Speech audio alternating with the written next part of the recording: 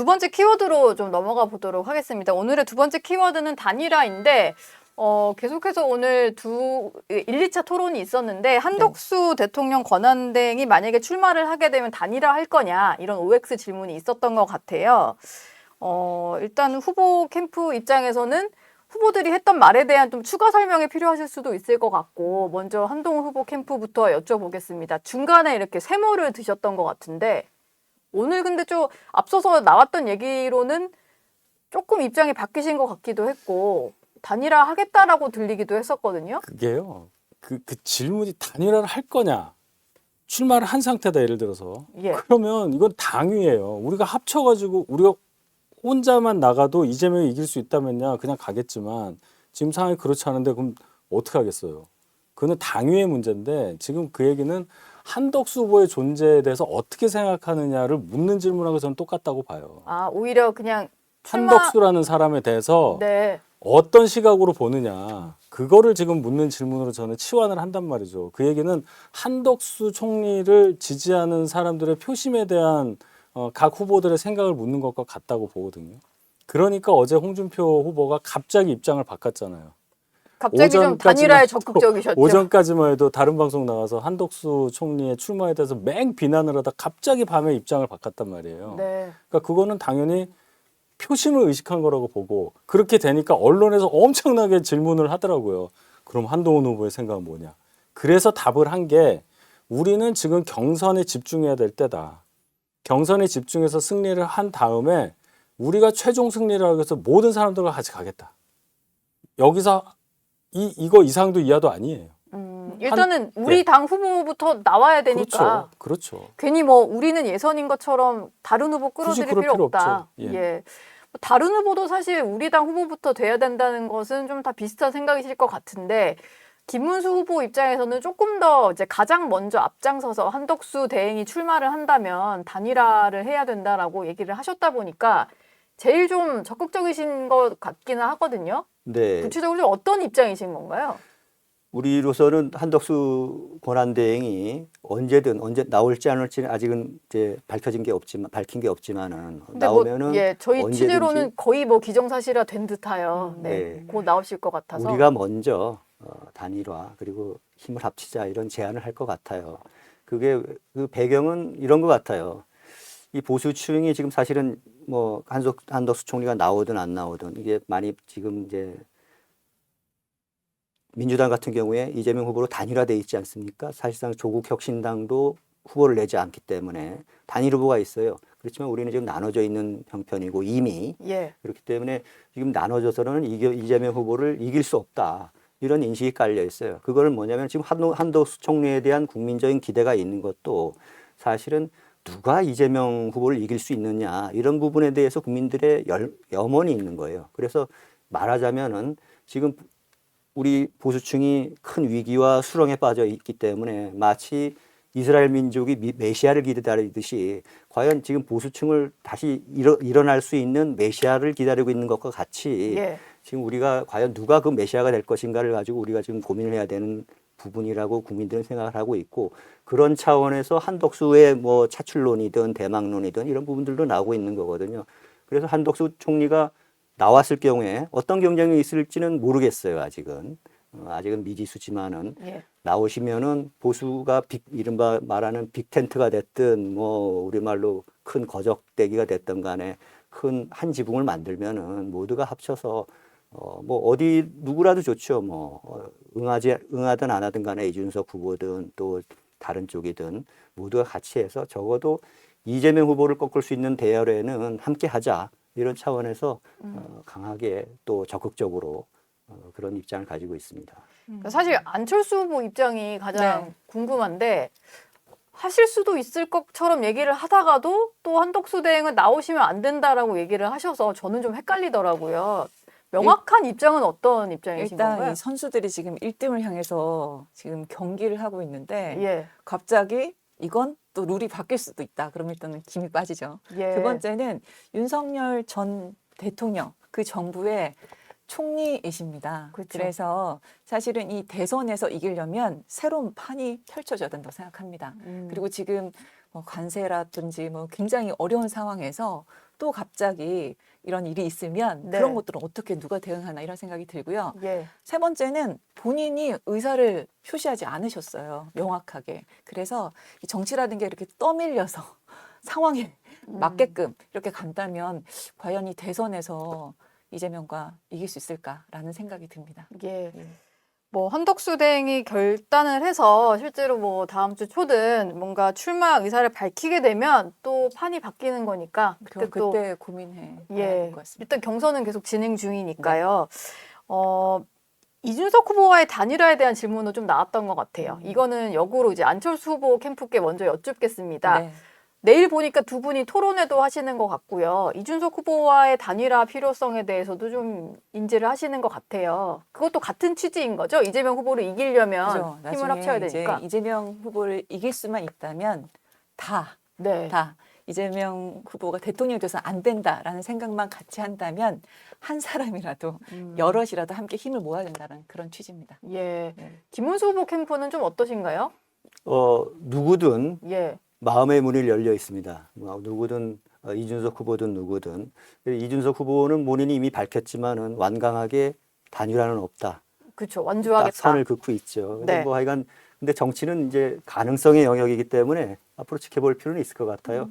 이준석 후보가 앞으로 본인의 정치 인생을 어떤 방향으로 갈지에 대해서 사실 지금 이준석 대표의 당이 의석 3인의 미니 정당이지 않습니까? 예. 우리나라 정치사에서 미니 정당, 제3정당이 제대로 뿌리 내리고 살아난 적이 사실은 없지 않습니까? 그래서 본인도 나중이 되면은 과연 본인의 장기적인 정치 인생을 어떻게 살아갈 것에 대한 고민을 할 것이고 그런 차원에서 또 이재명 후보의 꺾기가 어려운 형국이 올 경우에 어떤 선택의 순간이 올지 또 이준석 후보도 또 다른 선택을 할 수 있는 여지도 있지 않을까 그런 가능성은 열어두고 있습니다. 예. 뭐 물론 이준석 후보 자체가 단일화에 대해서는 선을 긋고 있긴 합니다만 이 3명의 후보들 가운데 한동훈 후보가 만약에 당의 후보가 된다면 이준석 후보 단일화는 가장 힘들지 않을까라는 생각이 좀 드는데 어떠신가요? 이준석 힘들다고 후보와의 생각하세요? 관계에 있어서 좀 힘들지 않을까라는 생각이 좀 들어서 관계로 단일화를 하진 않을 거예요. 예. 이준석 후보 오늘 발언이 있었잖아요. 어젠가요? 국민의힘은 없어져야 될 당이다. 예. 빅텐트는 뭐 내란 텐트다 이런 표현을 좀 썼고 그 전에 나의 정치 생명을 살해하려고 나를 정치적으로 살해하려고 했던 당이다. 예. 그러니까 거의 이거는 뭐 안 만나겠다는 얘기잖아요. 그 얘기는 이제 국민의힘이랑은 같이 못하겠다. 그게 꼭 본인이 2022년에 당에서 당대표에서 쫓겨날 때의 감정만 드러낸 거냐. 저는 두 가지가 더 추가됐다고 봐요. 하나는 나는 무조건 완주한다. 또 하나는 완주할 경우에도 이 3인이 그러면 가게 되는데 거기서도 내가 좀 더 도드라지기 위해서 국민의힘은 없어져야 될 정당이다. 이렇게 이제 세 가지 자기 감정과 완주와 대선에서의 어떤 그 선거운동 요 세 가지가 합쳐진 발언이라고 봐요. 예. 관계 때문에 예를 들어서 홍준표 후보와 좀 인간적으로 가깝다고 해서 단일화하고 한동훈 후보하고는 뭐 별로 관계가 없으니까 안 하고 그렇게 볼 상황은 아니라고 봅니다. 결국 이준석이라는 사람은 말씀하신 빅텐트 뭐 거적대기가 됐건 뭐가 됐건 간에 거기서 밖에 있을 가능성이 크다. 이렇게 봅니다. 뭔가 단일화에 대한 논의가 시작되더라도 계속 그냥 혼자서 완주를 하고 있을 가능성이 크다. 외계 행성이라고 봐요. 예. 그 정도군요. 외계 행성. 뭐 얘기를 하다 보니까 시간이 훌쩍 갔는데 마지막 키워드로 얘기를 좀 넘어가 보도록 하겠습니다. 오늘의 세 번째 키워드는 부정선거인데 저는 사실 오늘 토론회에서 부정선거를 가지고 이렇게 후보들께서 좀 얘기가 나올지는 예상은 못했거든요. 근데 두 토론에서 다 얘기가 많이 나왔더라고요. 좀 여쭤볼게요. 이게 탄핵과도 좀 맞물리면서 어떤 계엄의 사유로 대통령이 언급을 했던 부분이다 보니까 이 부분에 대한 관심이 좀 있었던 것 같습니다. 일단 한동훈 후보가 김문수 후보에게 부정선거 음모론을 여전히 동의하냐 이런 질문을 하셨더라고요. 이걸 꼭 짚고 넘어가야 되겠다라고 생각하신 이유가 있을까요? 김문수 후보가 그 부정선거에 대해서 뚜렷하게 합리적인 입장을 내신 거가 기억이 잘 안 나고 네. 그래서 그 기회를 드린 거라고 저는 생각을 해요. 그런데 본인이 당선이 되면 거기에 대해서 잘 밝히겠다 이런 식으로 말씀하셨단 말이에요. 예. 그러니까 윤 전 대통령의 입장과 동일하다고 저는 생각합니다. 그러니까 기본적으로 부정선거가 있었다는 것에 그런 주장에 대해서 어느 정도 긍정을 하고 그렇기 때문에 이것을 검증해야 될 필요성을 느끼고 그래서 본인이 집권을 하면 뭔가를 하겠다는 말씀인데 지금 이 시점에서 부정선거에 대해서 조금이라도 긍정을 한다는 것이 물론 선거가 완벽해야 된다는 걱정 때문에 하시는 말씀과 팩트 자체가 진짜 부정선거가 있었다고 믿는 거는 너무 큰 차이가 있기 때문에 김문수 후보가 이 사이에서 어느 지점에 있는지 전 잘 모르겠어요. 솔직히 얘기를 해서. 네. 왜냐하면 일부 아직도 부정선거에 대해서 강한 그 신뢰를 갖고 있는 분들은 심지어 나경원 후보가 4강에서 탈락한 거 가지고도 부정선거라고 그래요.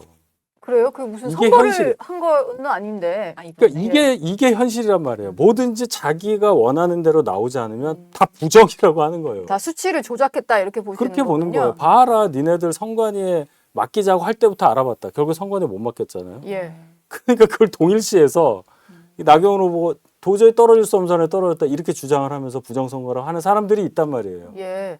그러니까 이런 상황에 있어서의 부정선거란 단어는 굉장히 이 우리 현실하고 안 맞는 단어인데 네. 여기에 대해서 어느 정도 긍정하시는 듯하게 말씀을 하셔서 그 부분은 앞으로도 김문수 후보가 좀 많이 해명을 하셔야 될 부분이라고 저는 봐요. 근데 김문수 후보는 일단 선거 관리의 부실 문제에 대해서는 좀 언급을 하셨던 것 같은데 지금 한동훈 후보 캠프 윤희석 대변인 입장에서는 조금 설명이 부족했다라는 생각이신 것 같아요.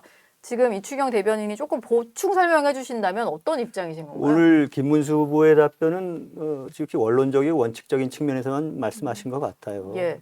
그동안에 선관위가 그 선거 과정에서 소쿠리 투표한 문제도 있었고 또 뭐 내부적인 그 인력 채용의 부정도 있었고 많은 문제가 있음에도 불구하고 감사원 감사도 받지 않는 하나의 헌법기관이면서도 성역으로 남아있거든요. 그러면 선거관리를 주관하고 있는 선거관리는 누가 감시하냐 이런 문제가 있기 때문에 국민들의 의혹의 시선들이 있었고 그래서 심지어 뭐 음모론에 가까운 그런 얘기도 있었고 예. 그래서 앞으로는 그런 국민들의 의심이나 의혹이 없기 위해서는 좀 더 투명하고 제도적으로 그리고 또 완벽한 투표제도 그런 차원에서 제도적인 차원에서 아까 잠깐 얘기했지만 뭐 사전투표제나 관외투표제나 이런 부분들에 대해서 좀 그 개선을 할 필요가 있지 않냐라는 고민들이 필요하다 이런 차원에서 뭐 그냥 원칙적인 차원에서 입장을 말씀하신 것 같습니다. 사실 두 후보 캠프에서 네. 이런 질문을 하고 싶으실 텐데 조금 못하실 것 같아서 제가 대신 질문을 드리자면 김문수 후보 캠프가 약간 애매하게 말을 할 수밖에 없는 이유가 사실 김 후보를 좀 지지하는 많은 분들이 부정선거에 대해서 많이 믿으시는 분들도 있고 뭐 사전투표제를 폐지를 하자거나 이런 식으로 조금 강경하게 말씀하시는 지지자들이 많기 때문에 좀 애매해지시는 게 아닌가라는 생각이 좀 들어요. 애매한 건 아니고요. 예. 이제 선거관리제도의 문제점에 대해서는 스펙트럼이 너무 다양하잖아요. 예. 아까 말씀하셨던 무슨 음모론도 있고 또 어떤 분들은 선관위에 대한 맹신하시는 분들까지 이렇게 예. 다양한 게 있지만은 0에서 1부터 10까지가 있다고 한다면은 적어도 0부터 10까지를 모두가 의심하지 않는 네. 모두가 이건 합리적인 제도다. 그래서 뭐 과거에 어땠는지는 이제 검증하는 부분들은 쉽지가 않은 부분들이지만은 적어도 앞으로 100년을 내다보면서 이 제도를 국민들이 누구나도 승복할 수 있고 누구도 의심할 수 없는 예. 그런 시스템적인 구조에 대한 감시 체계 그리고 체계적인 부분들 네. 이런 분들에 대해서 점검이 필요하다는 것은 분명한 것 같습니다. 뭐 사전투표제를 폐지할 거냐 이런 OX 질문도 김문수 네. 안철수 후보 때 있었는데 안철수 후보는 X를 드셨더라고요. 네. 부정선거에 대해서는 안철수 후보도 뭔가 확고한 생각이 있으신 것 같아요. 그렇죠. 그 민주주의의 꽃 선거 이거에 대해서 그 결과를 승복하지 못하면 이게 사회 자체가 존재가 불가능하다고 생각을 하고요. 예. 그리고 사전 아까 투표제 우리 안철수 후보는 찬성을 하셨는데 사전 투표제가 있는 이유가 더 많은 국민들이 투표를 더 많이 할 수 있도록 만든 제도입니다. 그래서 네. 그 부분이 조금 뭐 부족하다면 이제 보완을 해야지 이걸 폐지하고 없앤다 그런 측면에서 좀 맞지 않다고 생각이 듭니다. 안철수 후보는 오늘 사실 이 토론을 끝으로 내일은 네. 또 한동훈, 아니. 홍준표 후보만 네, 토론을 네. 하다 보니까 안철수, 김문수 후보는 오늘 이제 1대1 토론은 여기서 끝나시는 건데 네. 내일 이준석 후보와 있을 토론의 질문을 좀 드려보고 싶어요. 네. 지금 당내 경선이 한창인데 외부의 어떤 다른 정당의 대선 후보와 토론회를 하신다는 게 좀 이례적인 이벤트이기는 해서 그거는 어떤 취지로 좀 계획을 하시게 된 건가요? 일단 이제 미래 먹거리, 과학, 경제, 강국 이런 측면에서 굉장히 관심이 많으셨는데 네. 사실 그 이준석 후보가 안철수 후보에 대해서 굉장히 긍정적인 평가를 최근에 많이 했어요. 그리고 원래 두 분 되게 앙숙으로 소문이 많이 나 아니, 있는데. 후보님께 여쭤보니까 후보님은 아들뻘 예. 그분에게 아무 감정이 없었다고 없으세요? 하시더라고요. 네. 그래서 그 이준석 후보가 이렇게 계속 뭐 배우고 싶다, AI에 대해서 한번 의논하고 싶다, 논의하고 싶다, 협의점을 찾고 싶다 이런 말씀을 계속 하셨어요. 그래서 이 측면에서 한번 그 열띤 토론을 펼쳐보자 예. 그렇게 됐습니다. 알겠습니다. 오늘 세 분께 질문을 드리고 답을 하는 시간을 가졌는데 저희가 후보들 토론처럼 정해진 시간을 맞춰서 발언 기회를 공평하게 드리는 건 아니었다 보니까 혹시 조금 기회가 적었다라고 하면 이해를 좀 해주시고요. 마지막으로 조금 못다 하신 얘기가 있으면 한마디씩 좀 하면서 마무리를 해볼까요? 아, 못다한 얘기요. 예, 뭐 총평을 해주셔도 되고. 그 오늘 토론을 보니까 네. 그 1대1로 토론하는 게 의미가 있더라고요. 기존에 이제 네 분 예를 들어서 네. 네 분이 한 주제를 가지고 진행자가 한 자리에 모여서 한 시간에 진행자의 어떤 진행에 따라서 다 얘기하고 하는 과정이 있고 막 중간에 오디오 섞이고 막 이런 부분이 있었잖아요. 근데 예. 딱 두 분만 있으니까 확실히 이 정도 시간 정도 두 분이 얘기를 하면 네. 아, 무슨 생각이 있고 강점 약점 다 드러나는 그 과정은 있어요. 물론 이제 질문을 누가 주도권을 가졌다고 해서 질문만 하고 주도권이 없는 지명당한 사람 입장은 답변만 하고 이런 식의 이제 진행 방식은 어차피 실현이 안 되는 거였어요. 제가 보니까 사람이 말을 하다 보면 그렇게 되는 건데 네. 그래서 어쨌든 1대1이라는 걸 해보니 어떻게 보니 이 유권자가 판단할 수 있는 어떤 강점 약점이 잘 드러나더라 이런 생각이 들었고 그다음에 이제 오늘 이제 김문수 후보님 관련해서 제가 말씀을 드릴 수밖에 없는데 네. 전광훈 씨 관련한 얘기 앵커께서 질문하실 것 같은데 결국 안 하셔서 제가 송구하지만 말씀을 드리는데 아, 그 정광훈 부분은 목사, 예. 그게 부정선거 연결되잖아요. 네. 부정선거 말씀해서 그분 얘기할 줄 알았는데 그걸 안 하시네.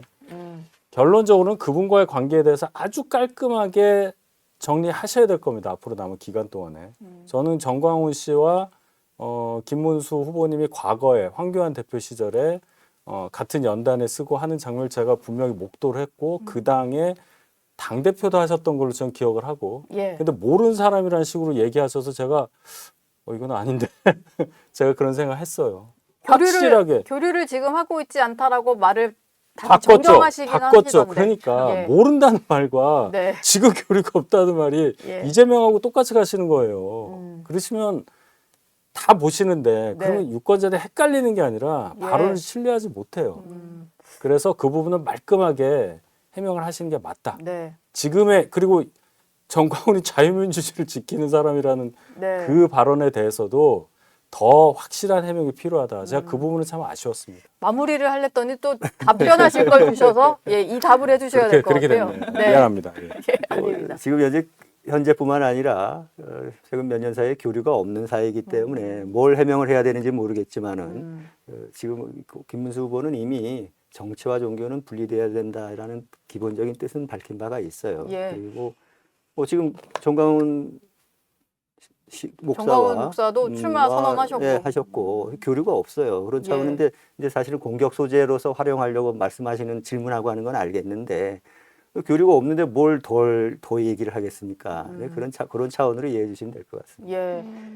안철수 후보 캠프는 뭔가 네. 못다한 이야기로 마무리를 해볼까요? 저는 저희 안철수 후보 자랑 좀 하고 네. 마치도록 하겠습니다. 알겠습니다. 네. 저 안철수 후보 가장 안정감 있는 지금 불안한 뭐 이제 사회, 정치, 경제, 국제 속에서 네. 안정감을 줄 수 있는 후보라는 점 그리고 또 두 번째는 정말 수많은 경험으로 철저히 준비된 후보, 예. 대선 세 번째 경험, 그리고 인수위원장, 그다음에 교수, 의사, 의료 대란을 또 해결할 수 있는 분이시고요. 네. 그 외에도 뭐 정치 이런 분들에 대해서 굉장히 철저하게 준비된 대통령 후보다 이런 말씀 마무리로 네. 드리도록 하겠습니다. 마무리 발언으로 깨알같이 후보 자랑도 해주셨습니다. 오늘 세 분 얘기는 여기서 마무리를 해야 될 것 같습니다. 오늘 나와주셔서 감사합니다. 고맙습니다. 네, 고맙습니다.